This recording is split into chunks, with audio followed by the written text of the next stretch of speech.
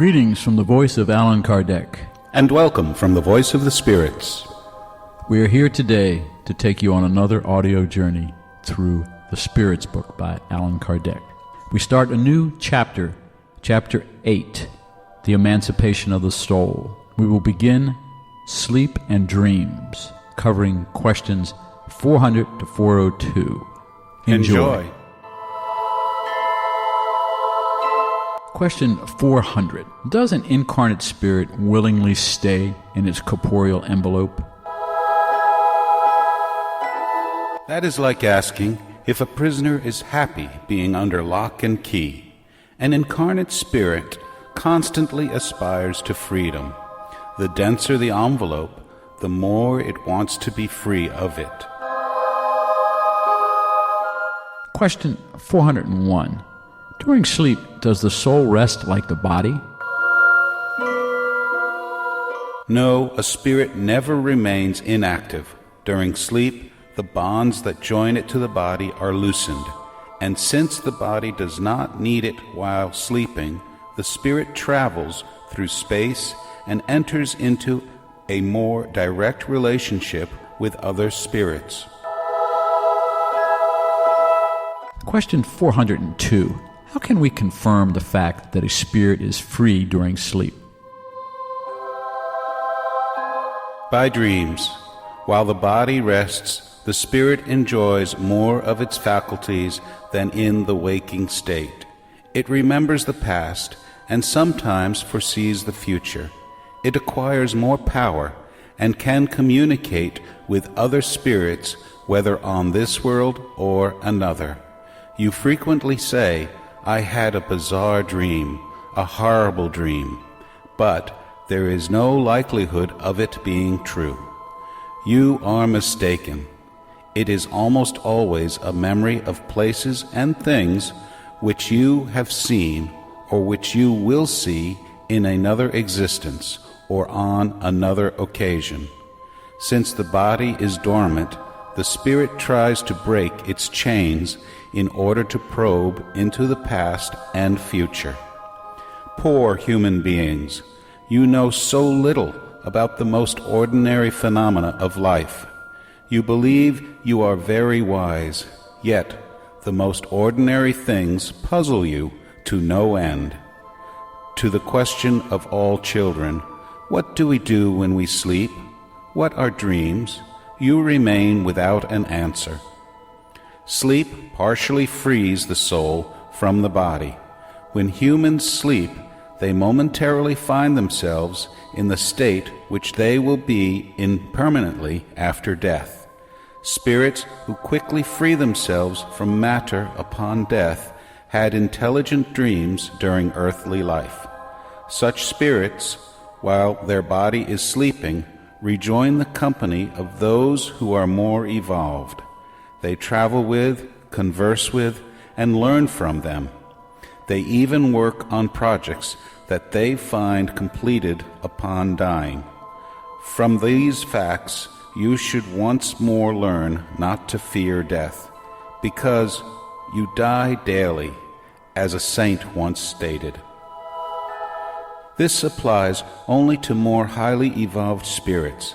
However, the mass of spirits, who at death must remain in a state of confusion for some time, that uncertainty of which we have already spoken to you, either go to worlds even less evolved than earth, where former afflictions call to them, or where they seek out pleasures that are perhaps even baser than those they indulge in here. They go to take in doctrines even viler, more ignoble, and more noxious than those they profess among you. What endangers sympathies on earth is nothing other than the fact that upon awakening they feel linked to the hearts of those with whom they have just spent 8 or 9 hours of happiness or pleasure. Moreover, the insuperable antipathies they feel at the bottom of our heart for certain individuals may be explained by the fact that they have a consciousness that is different from their own. They recognize these individuals without having ever seen them before. It is, furthermore, what explains people's indifference when they do not seek to make new friends. They know that those who love and cherish them are elsewhere. In a word, sleep has more influence than you think on your life.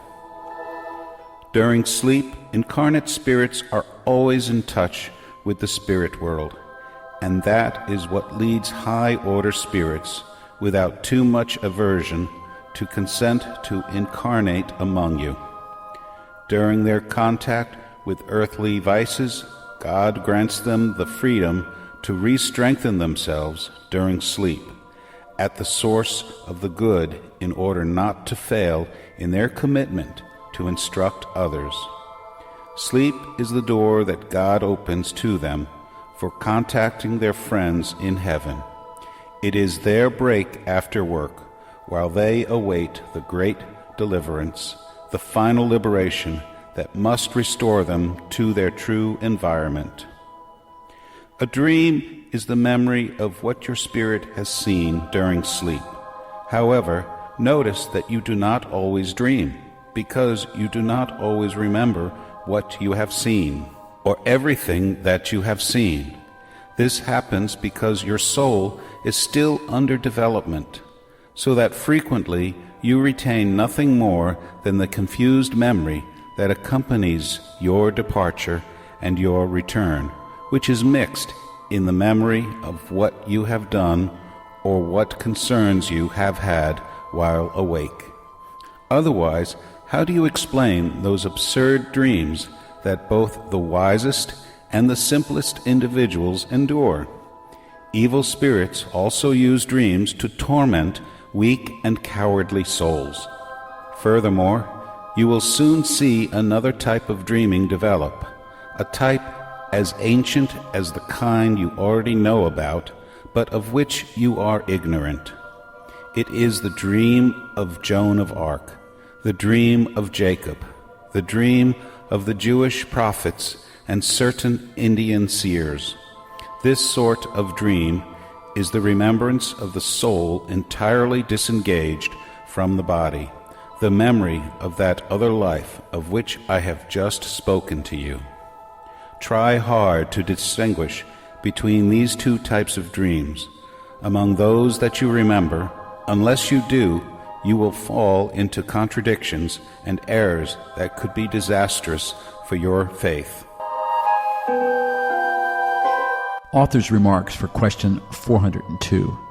Dreams are a product of the emancipation of the soul, who becomes more independent through the suspension of active life and relationships. This results in a sort of fuzzy clairvoyance which extends to the most distant places or to those that have never been seen, and sometimes even to other worlds. It also results in the remembrance of events that have taken place in our present existence or in previous ones. The singularity of the images referring to what is occurring or has occurred on unknown worlds, mixed together with the images of the present world, form those bizarre and confused medleys that seem to have neither meaning nor connection. The incoherence of dreams is further explained by the gaps resulting from the incomplete memory of what has appeared to us during the dream, much like a narrative from which sentences or parts of sentences have been accidentally omitted. If the remaining fragments were joined together, they would lose all rational meaning.